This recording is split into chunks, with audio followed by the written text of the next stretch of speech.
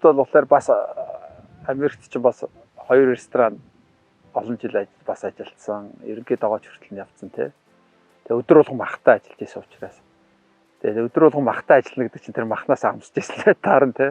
Тэгэхээр одоо хамгийн үнэтэй стейк нь юу вэ? Одоо энэ мах нь яавал хамгийн зөөлөн байна.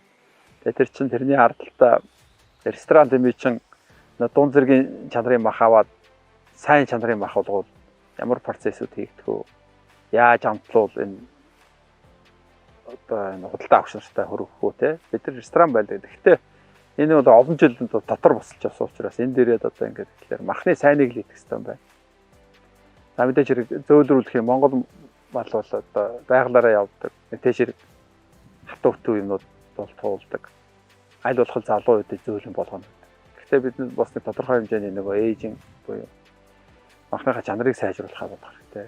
Дээр нь бид бол энэ бэлчээрт байгаа малаа эргүүлээ таварлаг чанар руу оруулна. Тэгээ хотод байгаа улсуудыг бид нар одоо заавалчгүй нэг ангилж одоо энэ 20,000 мах иддэг хүн, тэр 10,000 мах иддэг хүн гэдэгтэй биш. Нийтлэг бүгдээрээ нэг аргачлаар ч юм уу те тодорхой хэмжээгээр ийм зах зээлүүдэд нийлүүлэх юм бодлогоор нийлүүлэх. Одоо 10,000 20,000 хүнтэй байлаа гэхэд бол тэдний тодорхой хэмжээний мянган бол бид нар одоо тэр одоо Дорнот аймгийн зах зээл нийлүүлнэ. Тэдний Улаанбаатар тэнд нийлүүлнэ гэдэг шиг. Тэгээд ингээхээр өнөртгөөсөө бас шалтгаалдаг. Сайхан бүр өстой нөгөө сайхан баггүй шиг мах болгоёг бол мэдээж хэрэг одоо хэлийн 80,000-аас нааш хадалж авахгүй шүү дээ. Чадахгүй. Бид нар ч тэр хэмжээний зардал гаргах хэрэгтэй. Тэрнээс доошоо тэгэл одоо үе шатлаараа нийш маркетаараа бүгдээр явъя гэвэл бас тэрийг өөрөө явна. Тэгээ яг энэ газар дээр нь байгаа хүмүүсээ бас бодлоцох хэрэгтэй. Тэгэхдээ тэргүүл бас л энэ сүүлийн 2 жил ковидтэй жилд бол хүмүүс ойлгочлоо байна. Махны сайныг бол хүссэн хүсээгүй тэгэл мөнгөний хэмжээгээр л байна. Гэтэл бол бид нар өнөөдөр мал их олон байгаа мөртлөө бүгдээрээ нэг үнэтэй 20,000 мах идэх гэдэг шүү дээ. Тэгэхээр бид нар энэ дээрээ бас ингээд бодож хөдөөгийн хөгжил маань яг махаахаа гарцаараа, амтаараа, чанараараа хэмжигдэх ёстой байна. Тэгэхээр залуу мах, зөөлөн мах гэдэг бас яг биш л дээ. Залуу гэл болохоор бид нар чинь тэр соёл нэгдүгээр байхгүй. Хоёрдугаар тэр малын үйлдвэр угсаан, тэр бэлтгэцүүд нь бидэрт байхгүй. Тэгээ тэрний төлөө бүгдээр үзүүлж байгаа юм. Яг явсаар байгаад бол малчин шүү дээ. Одоо малчин буюу тэр аж ахуй байна уу? Тэд л асуудлаа шийддэг. Махаа бэлтгэн нийлүүлэх. Одоо сумдууд бол жишээл сүүлийн 2 жил бол одоо бүх банкны одоо хадгаламжийн хөө юу болчлоо те. Тэгэхээр тэр мөнгнүүд чинь гарч ирээд бүгдээрээ одоо мах руу орё гэдэг. Ийм их малтай, махтай гэдэг.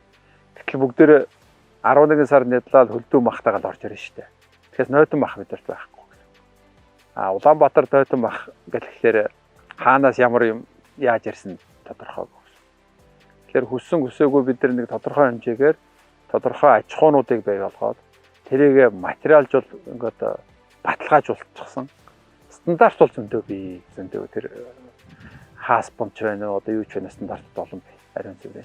Гэхдээ яг тэрийг хэрэгжүүлж байгаа, тэрийг баталгаажуулж байгаа, камержуулж байгаа, эсвэл одоо нэмэгжүүлж байгаа, тэг бүртгэлжүүлж байгаа. Тэгээ энэ дээр өөрөө одоо жишээл сугар гэдэг хүн, лавсур гэдэг хүн толгоогоо тавьж өгöd.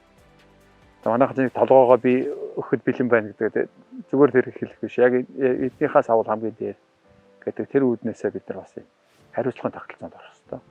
Тэгжиж нэг сая нэг одоо гайгүй махад би чамд мах өглөөхөд бол чи эргээд одоо заада наадах чинь их бодлогоо тийм тогтолцооны сувгуудыг л бий болгох гэсэн. Хөдөө бас нэг одоо амьдралынхаа хамгийн сайхан тий хөшин битээр одоо ингээд 50 гарсан хойноо олон жил гадна дотн явж ирээд тэгээ одоо 8 9 дэх жил рүүгээ одоо ингээд малчин ингээд тамга тэмдэгтэй тий пассвортаараа энд ирсэн. Ингээд энэ уудам нутагтаа ингээд Монголынхаа баялагийг одоо бид юугаараа баян газар баян байдаг мал баян гэж байна. Энээс шимийн бас хүртэж байгаа улсуудын хувьд бол энэ төслийг бол 100% дэмжин оролцох хэрэгтэй гэж бодож байгаа. Хийж байгаа. Ямар нэгэн юм урагшаа явж байвал бидний тусалцаал хэрэгтэй байгаа бол оролцсон. Энд бол тэгээд миний чинийх гэсэн шүү. Тэгэхээр нэг хамгийн гол нь хүний бодож санаж байгаа зүйлүүд нэг үйлсэл дээр нэг чихтэй байвал болно. Эдийн засгийн талаас харахтаараа хөрөнгө оруулалтыг бас хүний оюунснаа бидний одоо энэ сэтгэл тэнхээний тэр хөрөнгө оруулалтыг бас их сайн бодлож үзэх хэрэгтэй. Мэдээж хэрэг яг цэвэр санхүүгийн хөрөнгө оруулалтууд бол нэг өөр байдаг. Цаадах хөрөнгө оруулалт гэдэг бол тэр тухайн төслийг удирдах байгаа, тухайн төслийг одоо менеж болж байгаа тэр асуудал ойлгож мэдрүүлэх сайн.